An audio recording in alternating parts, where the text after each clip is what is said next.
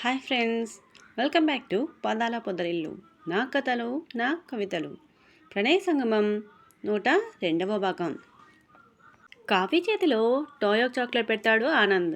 రూమ్కి వెళ్ళాకైనా తిను అంటూ. కావ్య దానిని తీసుకుని ఏం మాట్లాడకుండా వెళ్ళిపోతుంది. విమల ఆ ఐస్ క్రీమ్ని కొంచెం బౌల్లో వేసి ఆనంద్కి ఇవ్వగా తనకి వద్దు అని రూమ్కి వెళ్ళిపోతాడు ఆనంద్. అటు కూతురు ఇటు భర్త వెళ్ళిపోవడంతో ఒంటరిగా మిగిలిన విమల నేను అనేదాన్ని ఉన్నానని కూడా ఉండదేమో వీళ్ళకి అని ఆలోచన మనసులోకి రాగా దానిని పక్కకు నెట్టేసి అక్కడ ఉన్న వాటిని ఫ్రిడ్జ్లో పెట్టేసి రూమ్కి వెళ్ళిపోతుంది. అప్పటికి నిద్రపోతున్నాడు ఆనంద్. ఆవిడ ఆనంద్ని ఒకసారి చూసి గాఢంగా శ్వాస తీసుకుని అతని వైపుకు తిరిగి అతనినే చూస్తూ ఎప్పటికో నిద్రపోతుంది. విమల నిద్రపోవడం కోసమే ఎదురుచూస్తున్న ఆనంద్ విమల పూర్తిగా నిద్రలోకి జారుకుందని కన్ఫర్మ్ చేసుకున్నాక మెల్లిగా బెడ్ మీద నుంచి లేచి కూర్చుంటాడు.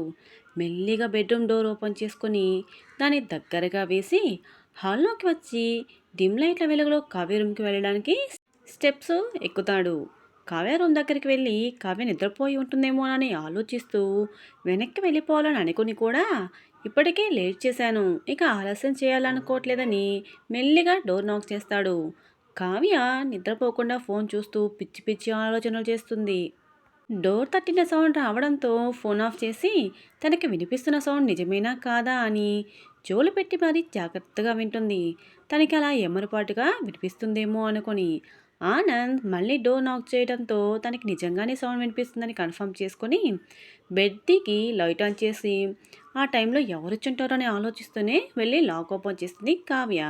ఇంత రాతవేళలో తన తండ్రి ఇలా తన గదికి రావడంతో కొంచెం భయపడుతుంది, ఏదైనా ప్రాబ్లం ఏమో అనుకొని. ఆనంద్ మాత్రం ఏమీ మాట్లాడకుండా తననే చూస్తున్న కావ్యని చూసి లోపలికి రావచ్చా బేబీ అని అడగగానే బొమ్మలా నిల్చున్న కావ్య పక్కకు జరిగి రండి డాడ్ అంటుంది. కావ్యనే చూస్తూ లోపలికి వెళ్ళి బెడ్ మీద కూర్చుంటాడు ఆనంద్. కావ్య నేరుగా వచ్చి తండ్రికి ఎదురుగా నిల్చుంటుంది మౌనంగా. ఆనంద్ తనకి ఎదురుగా చేతిని పెట్టి కూర్చో అన్నట్టు సైగ చేస్తాడు కావ్యకి. కావ్య అక్కడ కూర్చోగానే ఆమె చేతిని అతని రెండు చేతుల్లో పట్టుకొని ఏమైంది బేబీ, ఎందుకు ఇలా ఉంటున్నావు?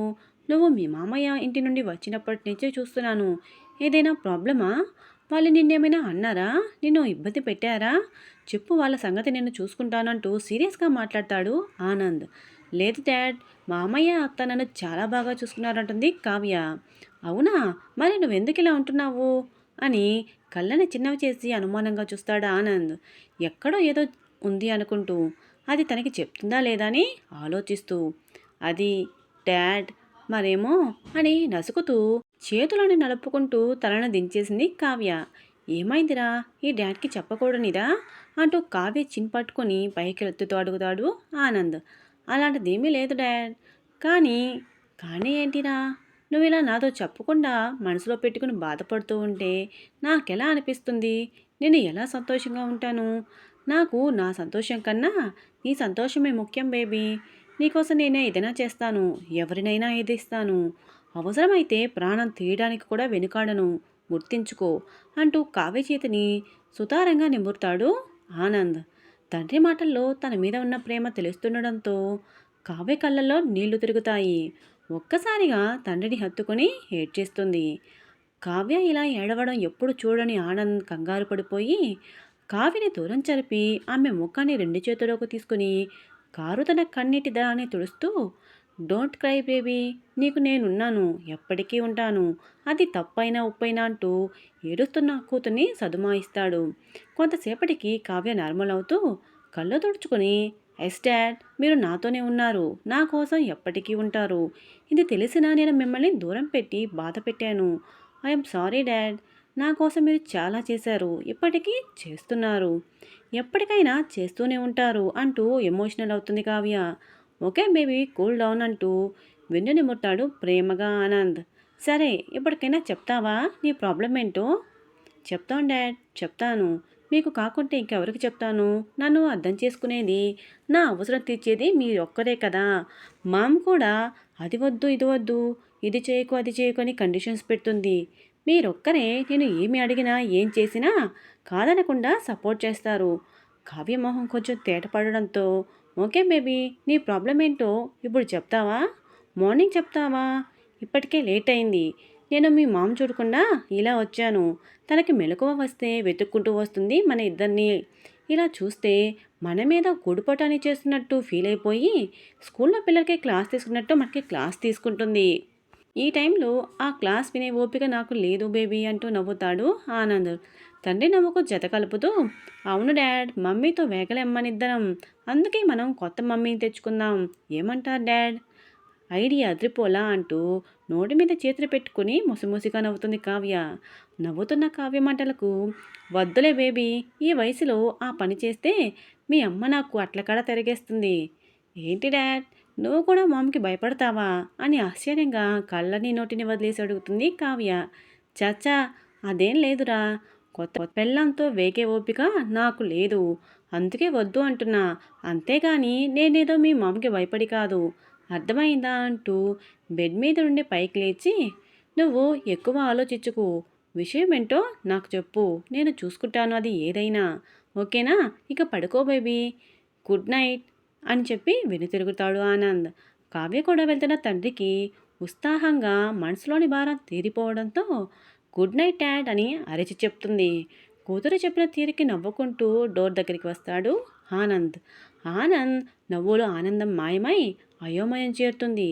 వెళతాను అన్న తండ్రి ఇంకా డోర్ దగ్గరే ఆగి ఉండడంతో, ఏమైంది డాడ్, అక్కడే నిలబడిపోయారు? చీకట్లో వెళ్ళడానికి భయపడ్డారా ఏంటి అంటూ నవ్వుతుంది.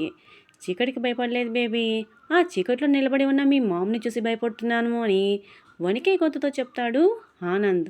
మామ్ అని డాడ్ మాటలో వినిపించడంతో కావ్య లేచి డోర్ దగ్గరికి వస్తుంది. చేతులు రెండు నడుము మీద పెట్టుకుని కళ్ళు చిన్నవి చేసి నుదురు చిట్లించి శ్వాసని గాఢంగా వదులుతున్న తల్లిని చూసిన కావ్య ఒక నిమిషం దడుచుకుంటుంది. తూ అంటూ తట్టుకుంటూ, ఏంటి మామ్, దయ్యాల్లా ఇక్కడ నిలబడ్డావు అని అడుగుతుంది కావ్య. కూతురు మాటలకి రైట్ సైడ్ ఐబ్రో రైస్ చేసి, మీ నాన్నేమో నన్ను అలా వదిలేసి వచ్చి నీతో ఇలా ముచ్చట్లు పెట్టాడు. ఏ టైం దొరకనట్టు తండ్రి కూతురిద్దరు కలిసి దయ్యాల్లా ఈ టైంలో మీటింగ్ పెట్టి నన్ను దయ్యమంటారా అని కొట్టేలా చూస్తుంది విమల. తల్లి మాటలకి ఏం చెప్పాలో తెలియక హిహి అని పల్లెకిలిస్తుంది కావ్య. భార్యని కూతుర్ని చూస్తున్న ఆనంద్, నువ్వు నిద్రపోతుండేసరికి నిన్ను డిస్టర్బ్ చేయడం ఎందుకులే అని నేనే ఇలా వచ్చాను విమల. చూసావుగా బేబీ మీ అన్నవాళ్ళ దగ్గర నుంచి వచ్చినప్పటి నుంచి ఎలా ఉంటుందో, విషయం ఏంటో అని తెలుసుకుందామని ఇలా వచ్చాను. నువ్వన్నట్టు అడిగే టైం ఇది కాకపోవచ్చు, కానీ ఉండబట్టలేక వచ్చాను. భర్త మాటలకి మధ్యలోనే, మరి చెప్పిందా మీ కూతురు అంటూ కావిని ఓరగా చూస్తుంది విమల. లేదు, ఇప్పటికే లేట్ అయ్యేసరికి తనని పడుకోమని ఇలా వస్తున్నాను. ఇదిగో నువ్వు ఇలా ఎదురయ్యావు దయ్యంలా అని నవ్వేస్తాడు ఆనంద్. భర్త మాటలకి చిన్నపుచ్చుకున్న విమల, సరే సరే ఇక కదలండి, ఇప్పటికే సగం రాత్రి అయ్యింది. ఎప్పుడు పడితే అప్పుడు ఇలా మాట్లాడుకుంటూ ఎక్కువసేపు మేల్కొంటే ఆరోగ్యం పాడవుతుంది అని చెప్పగానే అక్కడ నుండి కిందికి వచ్చేస్తారు ఆనంద్ విమల. మరోసారి కూతురికి గుడ్ నైట్ చెప్పి, thank your lovely comment buddies. ఈ ప్రణయ సంగమం కొనసాగుతుంది. ఇదండి ఈరోజు కథ. ఎలా ఉంది, మీకు నచ్చిందా? ఈ కథ మీకు నచ్చినట్టయితే వీడియోని లైక్ చేసి ఈ కథ మీద మీ అభిప్రాయాన్ని చిన్న కామెంట్ రూపంలో తెలియజేయండి. అలాగే మన పదాల పదేల ఛానల్ని ఇంకా సబ్స్క్రైబ్ చేసుకున్నటువంటి వాళ్ళు వెంటనే సబ్స్క్రైబ్ చేసుకొని మీ ఫ్రెండ్స్కి షేర్ చేయండి.